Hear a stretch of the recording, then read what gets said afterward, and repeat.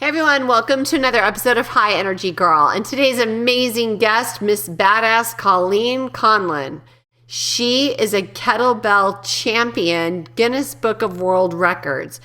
Colleen went from eating disorder, wannabe skinny girl to badass strong muscle girl. And I love her story. So I cannot wait for you to meet her. Let's go say hello to Colleen.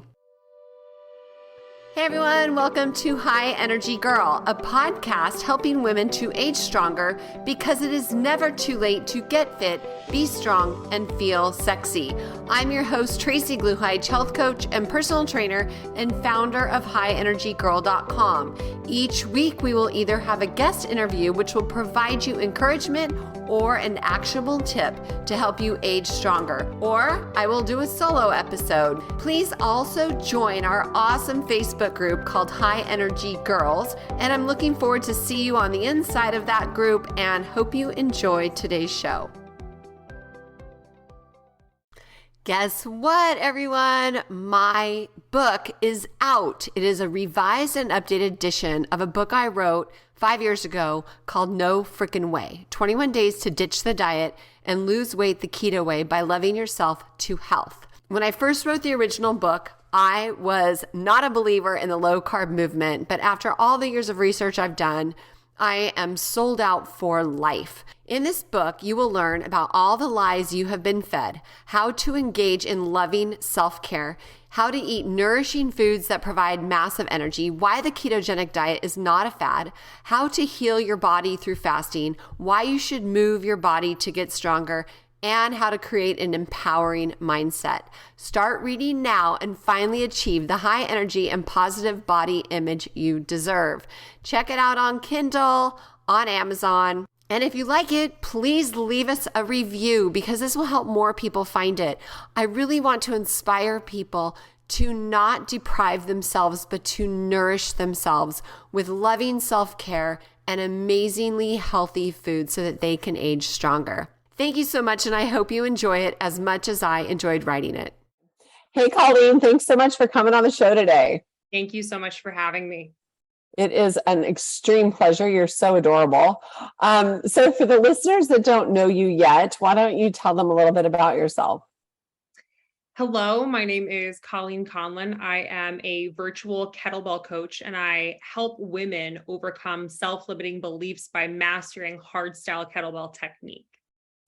Hardstyle kettlebell technique. Okay, so what does that mean exactly? You just I haven't heard that phrase. Yeah, so hardstyle kettlebell technique is a specific type of kettlebell training where we focus in on how to create tension and utilizing our breath to lift very heavy weight safely for very few reps. Oh, okay, cool. So how did you get to this point? Can I tell you a story? Yeah, that's what I want, is a story. So I moved 13 times growing up. And when I moved into the 6th grade, I met my best friend, Anna.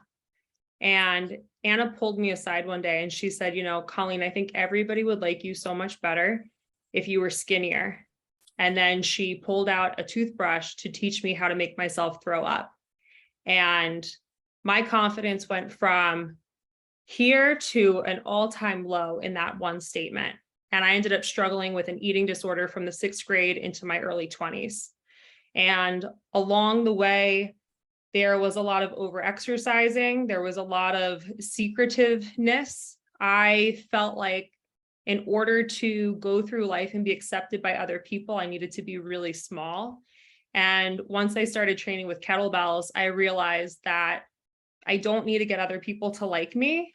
I need to get me to like me. And I learned how to love myself when I started asking for help and realized just how strong I am. Wow. Wow, that is so sad. That somebody could be so mean, like so crazy. Wow, 6th grade? Yeah. Wow. So I would wake up at 4:30 a.m. to work out before I went to school. I would spend however long it took to burn 1,000 calories on the elliptical or the treadmill. I was the crunch queen, doing hundreds of crunches before school. And I would even cut class to do crunches in the bathroom in between. Like my obsession was so much because I moved so many times, and I kept thinking, well, Anna's saying that kids will like me more if I'm smaller. So I really focused on trying to be as small as possible for a long time, until I realized that it's not about what other people think of you. It's what you think of yourself. Indeed. That's for sure. So there's a huge gap, right? So you have this inner conflict with your weight, and then you go to kettlebell. Let's close the gap a little bit. How did you transition to that point? Yeah. So growing up, I decided I wanted to go to college for musical theater. And being in musical theater, it's an extremely competitive and very subjective type of field. So, I was surrounded with lots of other girls who looked like me, who could perform to the same level as me. So I really thought that one thing that would help me stand out is just, I'm going to be the small one. And it got to a point where I was like, I can't do this anymore. I mean, I was waking up every day and just surviving, because I'd wake up, work out, I'd barely eat, I'd be competing with my peers, and I couldn't do it anymore. So in the midst of that, I'm dating a guy at the time, and he happens to be a trainer. And he was like, well, you spend a lot of time at the gym, not realizing that I had an issue at the time.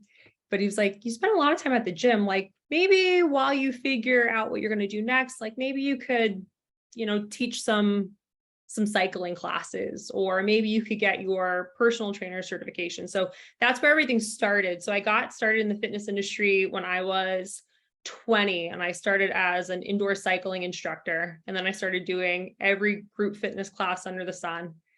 And then I was like, I don't want to do this anymore. And I got into personal training, and a couple more years went by, and I was like, I don't want to do this anymore.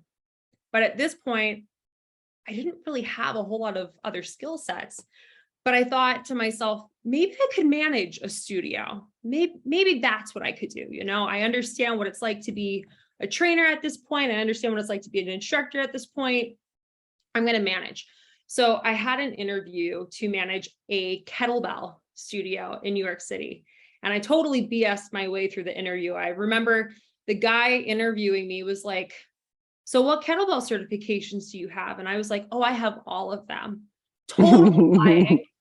And he was like, oh, really? So have you done X, Y, and Z challenges? And I was like, yeah, I've totally conquered those. I don't know how he couldn't see through it, but long story short, I ended up getting the job, and I had to teach a couple of classes that we offered at the studio. And one of the main trainers came up to me one day, and he was like, Colleen, we all know you have no idea what you're doing with kettlebell. So please let me teach you so you don't hurt anybody else. And I was like, okay. And I let him help me. And in letting him help me, I realized I am really strong. So my whole experience with fitness up until this point was predominantly cardio. I had no type of a strength training background. And, this trainer is teaching me how to swing a kettlebell. And initially I look like a bucking bronco trying to swing this kettlebell, right? And I'm like, I mean, how it doesn't look very hard. Like, I'm fine doing it this way, but to swing a kettlebell well is almost like cooking an egg at a culinary school, right? So like anybody can cook an egg. I can go into the kitchen right now and make one. But if I were to go to a culinary school, they would probably tell me you need a specific type of pan. You need to heat the pan to a specific temperature. You need to grease the pan with, butter versus oil versus Pam or whatever. And it needs to sit for X amount of time for the right consistency to come out. And when it comes to hardstyle kettlebell technique, that's how we treat each of the exercises. There's a lot of specificity in order to have finesse with these exercises and to not get hurt. So in spending my time with him, you know, I went from being a hot mess swinging a kettlebell to really having a nice grasp on this exercise. And about 3 months go by and he tells me one day, go try doing a pull-up. And I was like, I can't do a pull-up, Brandon. What are you talking about? He was like, just go try. And I got it. And that was the moment I was like, oh my gosh, like, how did this happen? What is this magic? He was like, your strength training. You're tapping into your lats. You're tapping into these muscles that you've never had to train before. That's why you can do this. And it allowed me to feel like I'm so much more stronger than I realized. I'm so much more capable than I ever thought I was. So if I can just stick with this, I wonder what else could happen. And I remember another 3 months go by and I go to a progressive calisthenics certification. And in the room, it's me, another woman, and like 20 something guys. And this is an advanced certification. And I remember thinking to myself when I showed up, what am I doing here? Because they're teaching like handstand push-ups without a wall and single arm push-ups. And I'm struggling to do a push-up. But one of the skills that they're teaching us that day happens to be a human flag. So for anyone who's listening who doesn't know what that is, imagine you're doing a pull-up. So you're hanging vertically from a bar. A human flag is where you're hanging horizontally from a bar. And they get me on the bar doing that exercise. I can't levitate up. I can't kick up, but I can climb into it and I can hold myself in the position. And that was another moment where I was like, holy shit, the kettlebell. And I just started realizing I like this feeling. I like this feeling of making my exercises helping me to unlock these new levels within myself versus using exercise as a punishment or a means to stay small. And it's really helped me to just push myself forward, even though so much of this has to do with the kettlebell. The kettlebells are a really big part of my story. I mean, my whole business is based around kettlebells. I recently wrote a book called Kettlebell Catalyst, which is all about kettlebells. And I happen to have 2 Guinness World Records for kettlebell acts. Even though so much of my story happens to do with the kettlebell, everything started because that one person said, can I help you? And I said, yes. And from there, I've continued to ask people for help. And that's how I've been able to find so much success in my life up until this point. Wow, that's fabulous. So what's the time gap? How many years ago did that trainer at your gym ask you for help? 5 years. Or ask you? Oh, so it's only been 5 years. Yeah. Wow. And what are you still in New York? No. When the pandemic hit, me and my husband, we decided to move across the country to Arizona. So everything has really been new in this virtual space for both him and I. I mean, I went from being a gym gypsy in New York City. My husband he owned a brick and mortar gym in the area as well. And we've both been able to fully pivot our businesses to training people virtually since March of 2020. Oh, cool. All right. So I have a lot of questions. So first of all, the exciting thing is, what exercises got you into the Guinness Book of World Records? The Turkish Get Up. Oh, so what was it? What'd you do to do that? I lifted the most weight in 1 hour. So I ended up doing, the first time I did it, I set the world record and I lifted a little over 2,000 kilos in the hour. I did 122 reps in 1 hour. And then the second time I did it, I lifted 3,008 kilos. I did 188 reps in the hour with a 16 kilo bell. Wow. Okay. So 16 kilos is how many? 35 pounds. Wow. That's a lot of get-ups. So what other exercises with the kettlebell do you love doing? The only thing I know about really is the get up and the swing. And at my gym, when we do a proper swing according to them, it's all the way overhead. When I first started playing with kettlebells, we did it just straight out horizontally. But now, like at CrossFit, they go overhead. So tell me about all that stuff. Yeah. So within the hardstyle kettlebell world, there are 10 exercises that we prioritize for our style of training, which it's the swing, it's the clean, it's the snatch, it's the Turkish Get Up, it's squatting, it's strict pressing, it's bent pressing, it's pistol squats, it's weighted pull-ups, and it's clean and jerks. So those are the main exercises that we focus on training with this style. Not to say that we wouldn't do an exercise like, you know, a carry or some type of a planking variation, but those are all the skills that we get tested on in the certifications that there happen to be within the hardstyle community. Wow. And so when you do say swings, and I know you guys lift heavier with less reps, what size of a kettlebell do you use when you do your swings?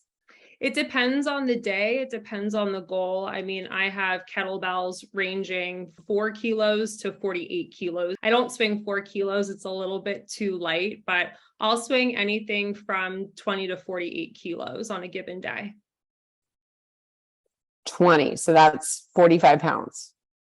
Yep, 45 up to 106. When it comes to bringing people into the hardstyle community, they need to be able to demonstrate all of these skills with at least their testing size kettlebell. And your testing size kettlebell is a weight based on your age, your gender, and your weight. So the entry for many women coming in, depending again on their weight and depending on their age, is going to be anything between 10 to 16 kilos. Okay, so let's talk pounds again, because I can't do the math. So let's talk about me. So I'm 56. I weigh 142. So what would my starting one be? You would be, let's see. Let's look this. I want to make sure I'm giving you accurate information. I'm excited about this one because we do, with CrossFit, we do a lot of those moves with a barbell, but people can't do barbells at home. So I think this is good that they could do these types of things at home. You said, what did you say for those two variables again? I'm 56, 142. 56, 142. So you would use your entry weight would be 14 kilos, which is 30 pounds. 30 pounds. Okay. Okay. Yeah, I usually work with the 35 at the gym. So that's great. Cool.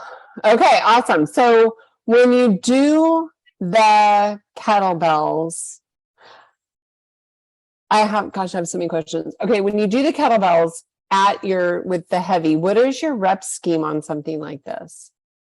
On something like what? On like heavy swings? Yeah, sure. Start with that. Like how many reps do you guys do per exercise typically? It really depends on what the goal is. I did a swinging workout yesterday and I did a ladder. So I lined up bells ranging from 32 going up 36, 40, 44, 48 kilos. And I aimed for 5 swings for each size. Wow, that's amazing. So when you went from cardio queen, skinny girl to badass, strong girl, how did that change your life? In so many ways. I just started showing up in more of a confident presence for myself and for the other people in my life.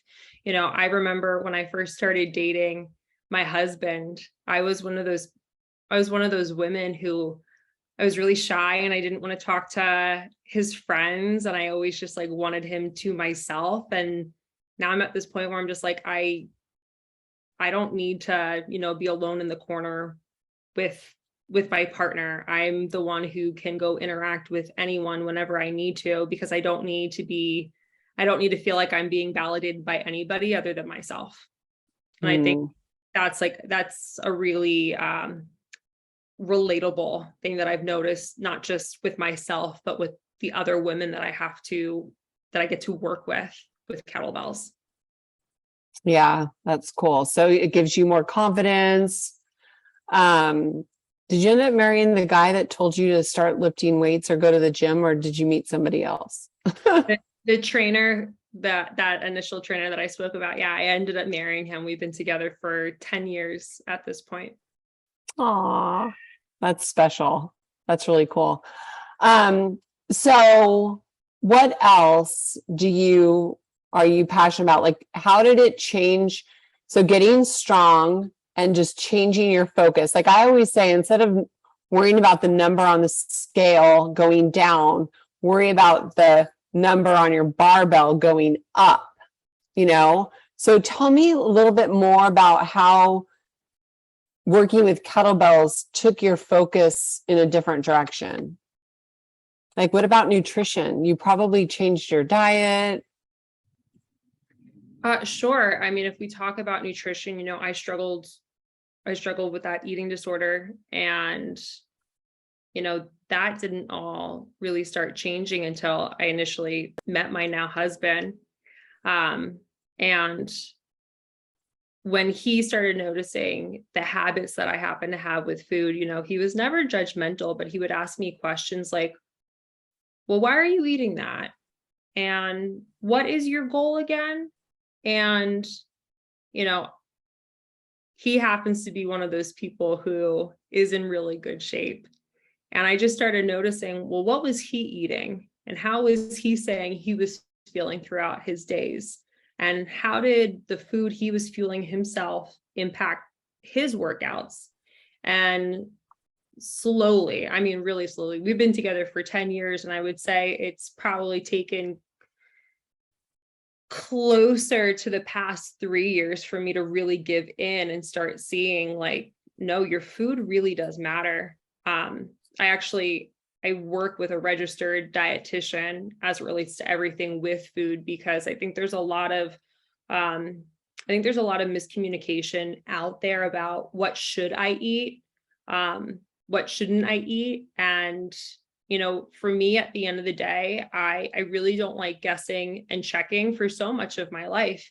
I was living on 100-calorie snacks, and there would be times I'm eating fast food and just doing crazy diets that I would find in magazines. I remember one of the funniest times, or not funny, I'm trying to think what the right word is, but I remember when I was in my early 20s, I was working for a luxury fitness company in New York City, and I got to be featured in Cosmopolitan magazine for some of their fitness articles. Whoa! And I remember for this one article, they were asking me, well, what should we tell people to be, lifting in this clip? And I was like, oh, like, if they're going to be lifting, something for like an 8 to 12 rep range, like if we have to throw a number out there, maybe like drop something around like 20 pounds. And I remember the girl said back to me like, oh my gosh, that's way too much weight. Let's just put 5. Can we put 5 pounds in? And I was like, well, no, like that doesn't fully make sense. And that was the first time where I was like, fuck, if they're me now, like I'm telling them this is what you should write, and they're saying, no, we don't like that.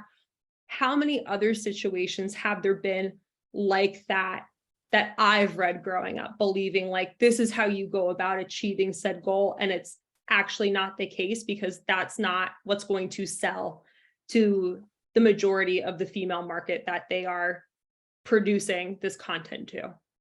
Yeah. I mean, they're not going to see changes.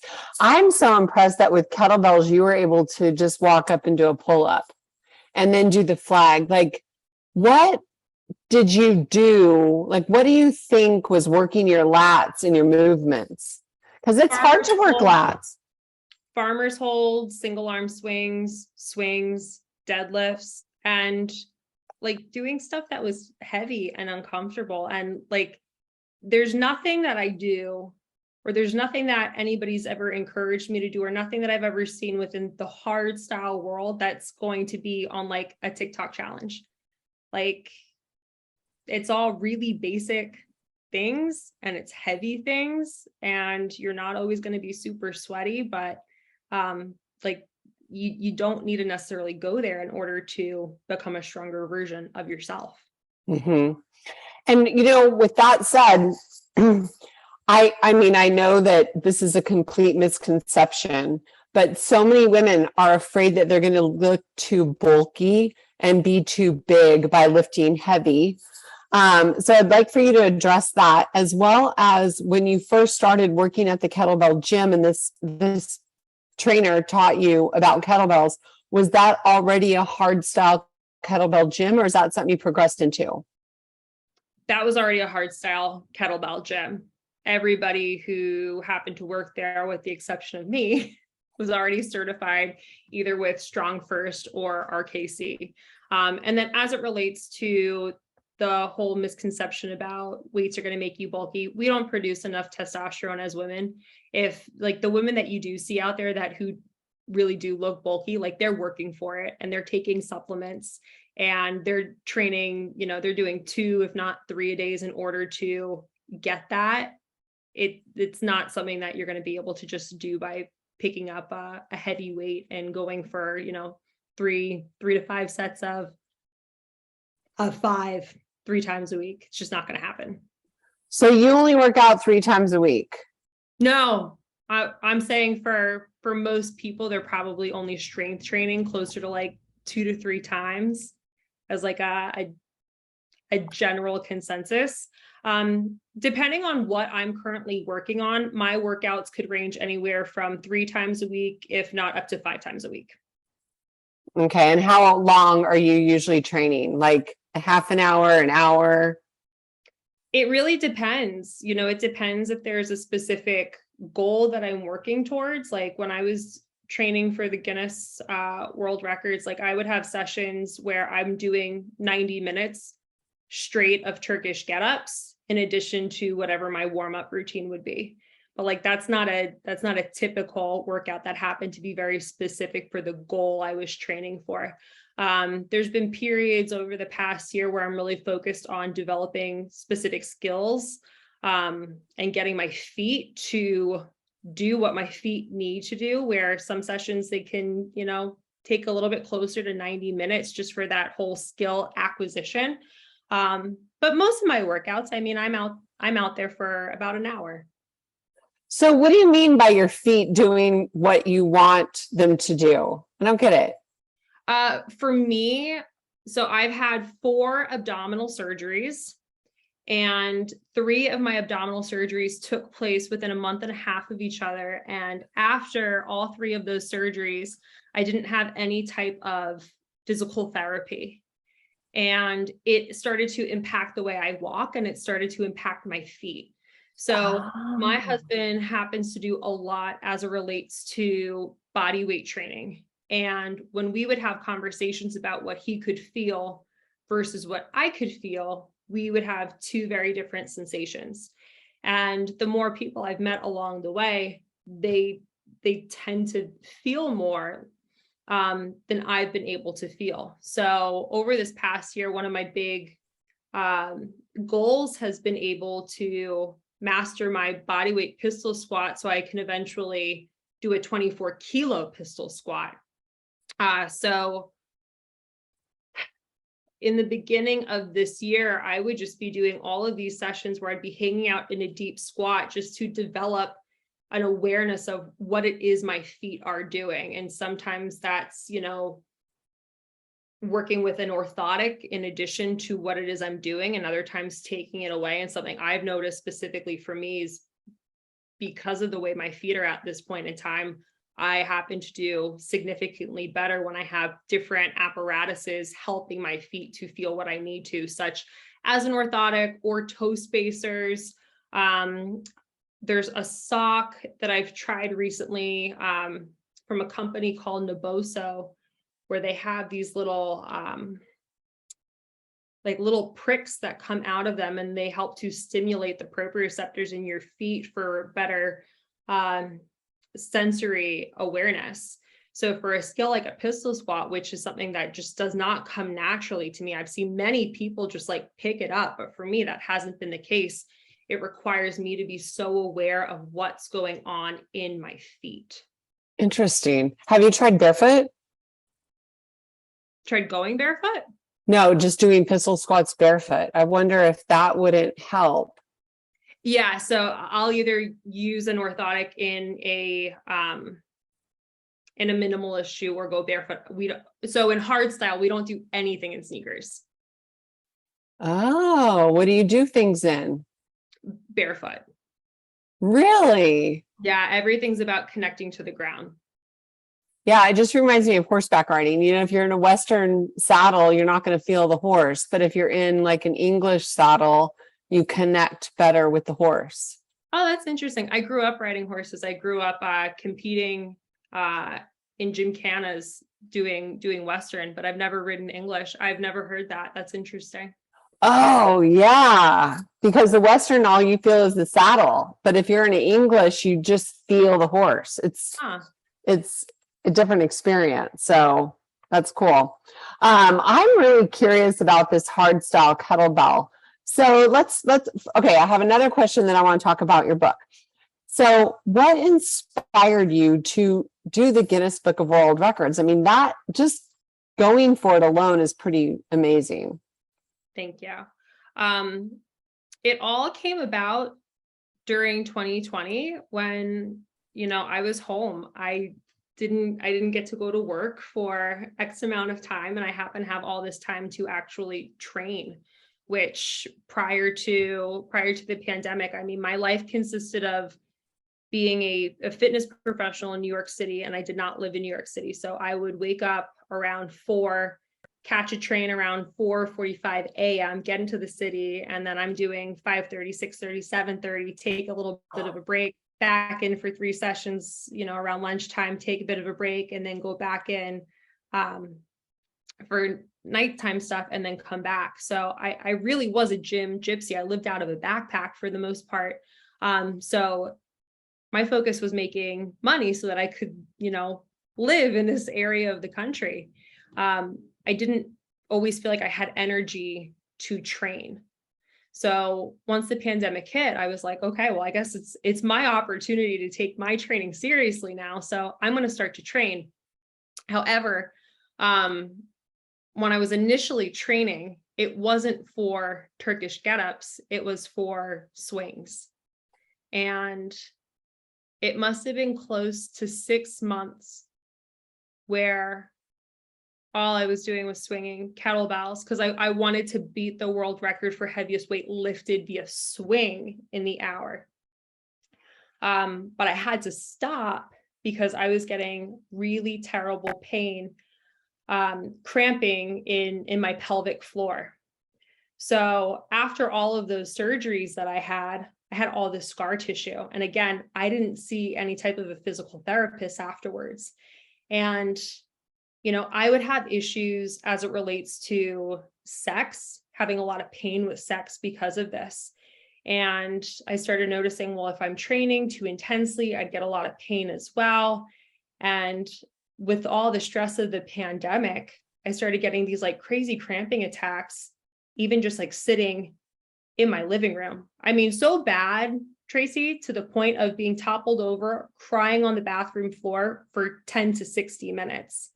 And I remember I went to 2 gynecologists, and the first one was like, oh, well, if it's happening during sex, like you should just have a glass of wine.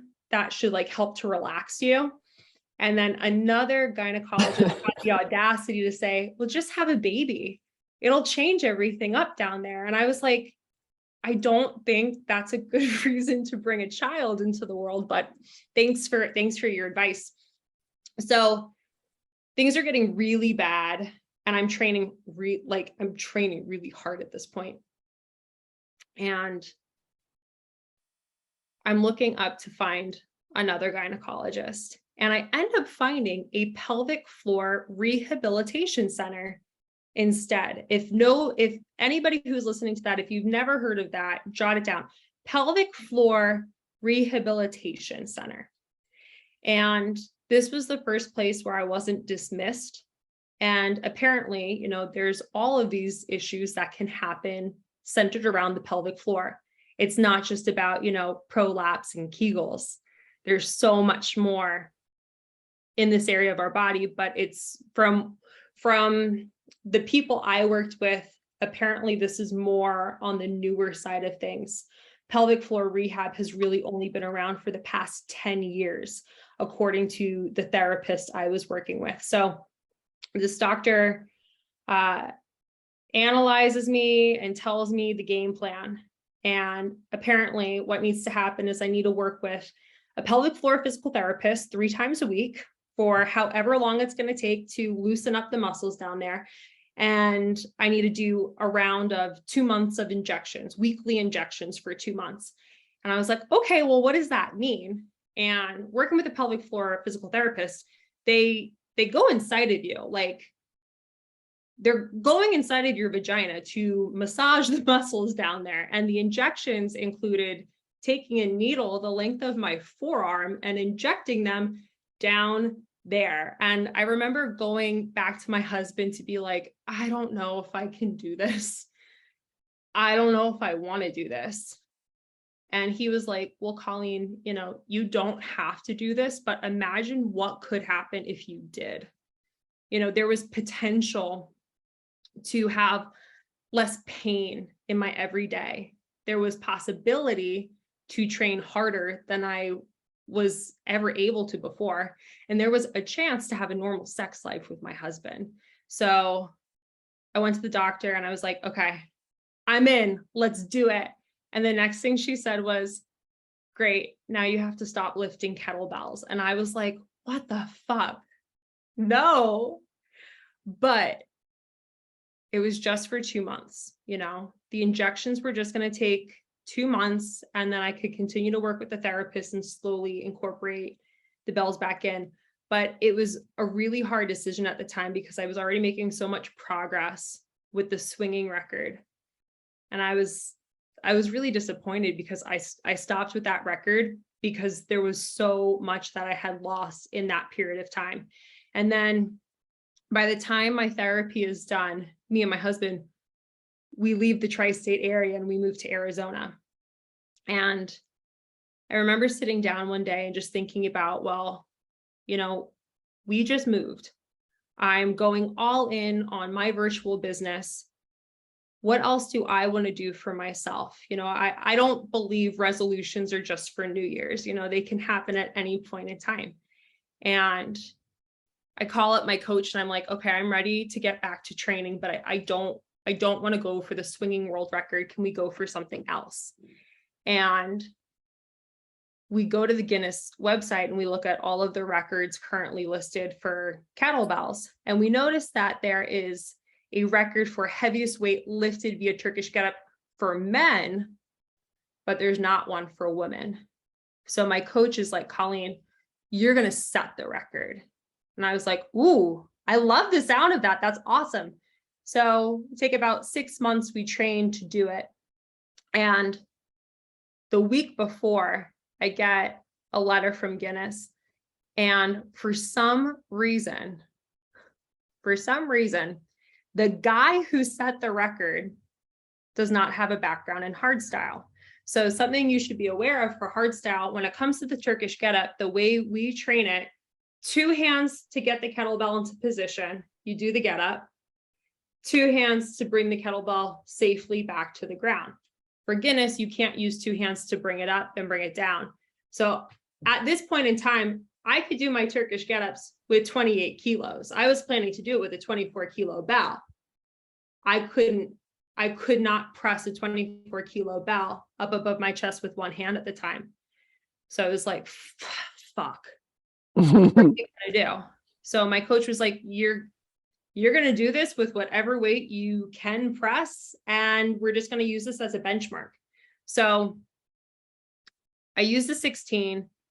I do 122 reps. That averages out to about 2 reps a minute which for me at the time was super doable. And by the end, I feel fine.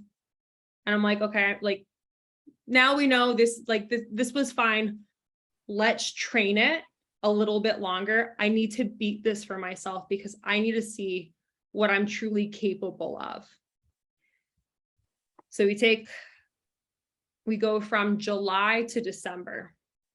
December, I beat it and I end up averaging 3 reps a minute instead of the 2. So I'm going nonstop for the hour. I've never had an out of body experience until that day. And I remember there were all these points during that hour where in my head, I kept saying, just stop. This is really hard. Why are you doing this? It doesn't matter. Like, just rest. And I remember at one point, I'm about 160 reps in. And it's crazy. I have a video of this and I don't even remember it happening. But on the video, I start screaming out loud. Yes, you can. Yes, you can. Yes, you can. Yes, you can. And it just took me to the end. But I'll tell you, I believe I had to start saying that out loud because the narrative inside of my head was so negative. And in hearing myself speak it, for the rest of that hour, I was able to believe it. And I remember feeling so proud that I went back in and I did that for myself. So I realized this is what you're capable of. And it's amazing. And then a month later, somebody beats my record. Right? Oh my gosh. And it's fine. But I remember I started getting messages in the DMs and messages like, so when are you going to get your title back? And one person reached out to me and they were like, oh yeah, I saw you did this. So, Jackie beat you and now I'm going to go get ready to beat Jackie. And a part of me was like, oh my gosh, do I need to do this? Like, do I need to do this a third time? And in the midst of all of this, I got hurt. I mean, my forearms were so bruised that I had to start wrapping. Like, I had to start using wraps and guards around my forearms. And there's still certain things that just don't feel great on a given day. And I looked down at my forearms and I was like, just because I can do this, it doesn't mean I have to. And that was a growth moment. During that attempt, I had to grit through it. But afterwards, I was able to give myself grace to say, you did great. And now it's time to move on. Ah, love it. That's beautiful. Grace. That is the thing that so many women need to give themselves more of. Yeah. Right? We could avoid a whole bunch of problems if we just give ourselves grace. Beautiful story. Awesome. Okay. So the last thing I want to talk about is your book. What can you tell us about it? Kettlebell Catalyst is something I want to share with every single woman out in the world who, is questioning, can I do more? Can I be stronger? Am I more capable? I don't know. I don't know if I trust myself. I want you to know that, yes, it is possible for you to trust yourself. And in this book, I give you the full breakdown on hardstyle kettlebell technique 101. We're talking, about breath, intention, and footwear, and all those little things that you might not know, because who's going to tell you unless you're actually looking at this one specific niche of kettlebell training. In addition to that, I break down all the big 6 exercises that you learn in hardstyle kettlebell technique, being the swing, the clean, the snatch, the Turkish Get Up, the squat, and the strict press. And along the way, there are all of these stories from women that I have worked with over the years about how kettlebells have positively impacted their lives.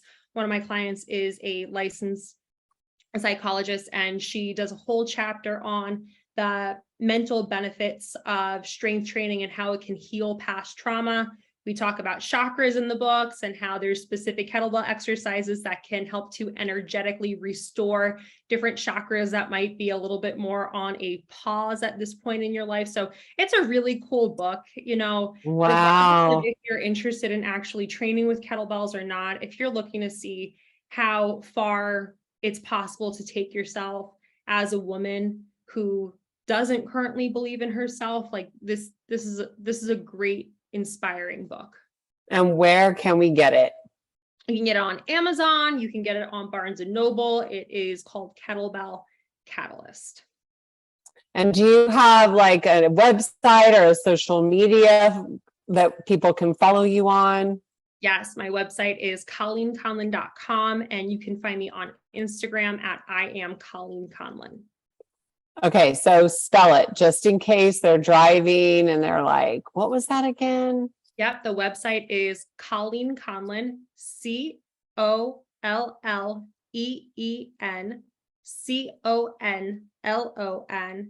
And for Instagram, I am Colleen Conlon, ColleenConlon. Okay, so it says I am Colleen Conlon, or okay. I wasn't sure if you were just saying I am. Get it? Yeah, no, that's the handle. That was, yeah. I got to get the book. I'm working on my third eye chakra. I was in New York. My son lives in the East Village, and I was just there last week. And I got some incense that are supposed to open your third eye. And Ooh. Yeah, so I'm like, that's like my focus right now. Personal growth. Very cool. Well, you are super cool, and it was really fun meeting you. So thank you so much for coming on the show today. Thank you so much for having me. Okay, super fun show. I am super impressed with her strength and commitment and drive, and I hope you are too.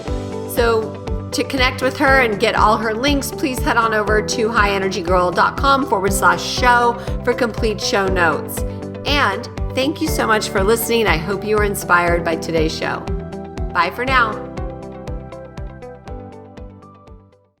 This podcast contains the opinion and thoughts of its host and guests. It is intended to provide helpful and informative material on the subjects covered.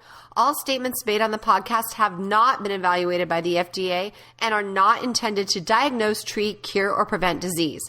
If the listener requires professional assistance or advice, please contact your personal medical doctor. Both host and guest specifically disclaim any responsibility for any liability, loss, or risk, personal or otherwise, which is incurred as a consequence directly or indirectly of the use and application of any of the contents of these episodes. Like I said, this is my opinion and I could be wrong.